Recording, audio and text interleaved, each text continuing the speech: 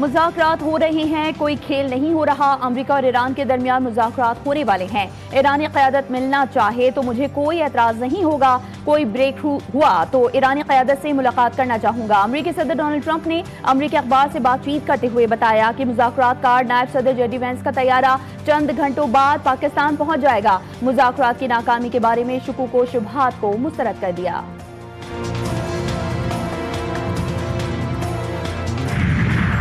امریکی موقف متضاد اور ناقابل اعتماد ہے۔ ایران اپنی حکمت عملی مخالف فریق کے بیانات پر نہیں بناتا۔ عقل، تدبر، مصلحت اور ثابت قدمی ایرانی حکمت عملی کی بنیاد ہیں۔ ایران کے نائب وزیر خارجہ سعید خطیب زادے نے اپنے ایک بیان میں اس عزم کا اظہار کیا ہے کہ ایران دھمکیوں کے سامنے جھکے گا، نہ ہی پالیسی تبدیل کرے گا۔ قومی مفادات کے تحفظ کے لیے ایران کی مزاحمت جاری رہے گی۔ چیلنجز سے نمٹنے کے لیے قومی اتحاد اور ہم آہنگی ناگزیر ہے اور تمام ریاستی ادارے ایک متحد کمان کے تحت قومی کامیابیوں کے تحفظ کے لیے کام کر رہے ہیں۔ مشرق وسطی میں قیام امن کے لیے پاکستان سرگرم، دنیا بھر کی نظریں اسلام آباد پر۔ مذاکرات کا دوسرا دور کل سے متوقع۔ امریکی وفد آج اسلام آباد پہنچے گا۔ ٹرمپ کی تصدیق۔ وفد میں نائب صدر J D Vance, Steve Witkoff اور جیریڈ کوشنر شامل ہوں گے۔ اسحاق ڈار نے ایران کے وزیر خارجہ عباس زراقچی سے ٹیلی فونک رابطہ کیا۔ گفتگو میں زیر التوا امور کے حل کے لیے جلد از جلد مذاکرات اور مسلسل رابطے کی اہمیت پر زور دیا گیا تاکہ خطے میں امن و استحکام کو فروغ دیا جا سکے۔ جڑواں شہروں میں سیکیورٹی کے سخت انتظامات۔ اسلام آباد کا ریڈ زون اور توسیع، red zone seal. Metro bus service فمز اسٹیشن سے پاک سیکریٹریٹ تک بند۔ پبلک اور ہیوی ٹرانسپورٹ تا حکم ثانی معطل۔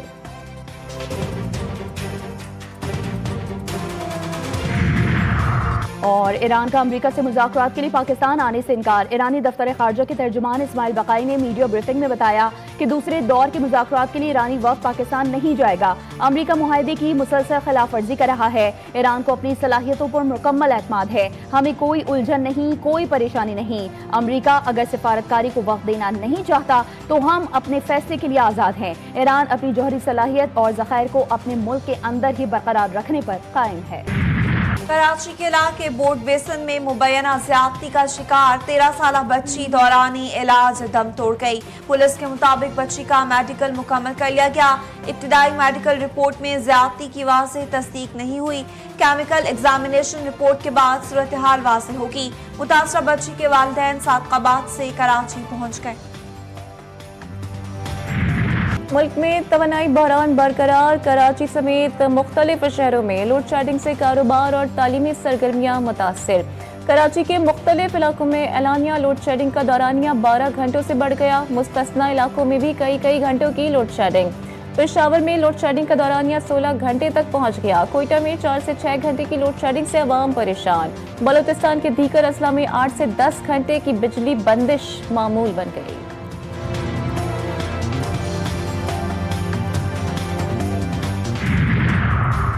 میٹرک امتحانات کے دوران نقل مافیا کے خلاف پولیس بھی متحرک۔ منظم نقل اور پیپر لیک کے دھندے میں ملوث گینگ کے سرغنہ سمیت 4 ملزمان گرفتار۔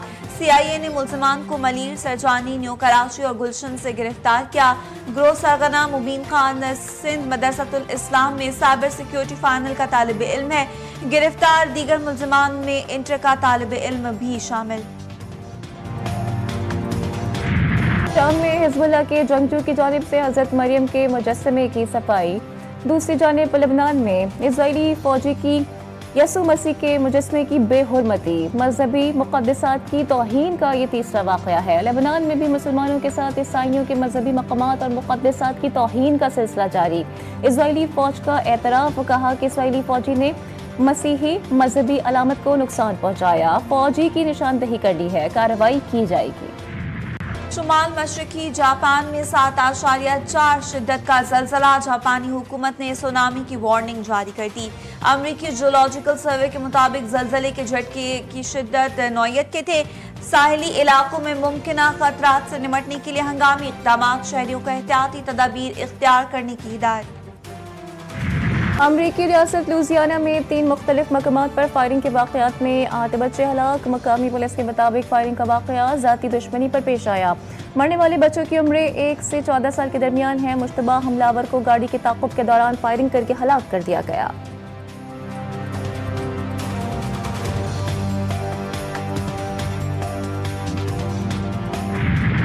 اور اور بابر اعظم اور ان کے مداحوں کا انتظار ختم. سٹار بلےباز کے بیٹ نے 67 اننگز کے بعد ٹی20 سینچری اگل دی. کوئٹہ کے خلاف میچ میں 52 گیندوں پر اپنے پی ایس ایل کیریئر کا تیز ترین سینکڑا بنایا. پوری اننگز میں صرف ایک ڈاٹ بال کھیلی.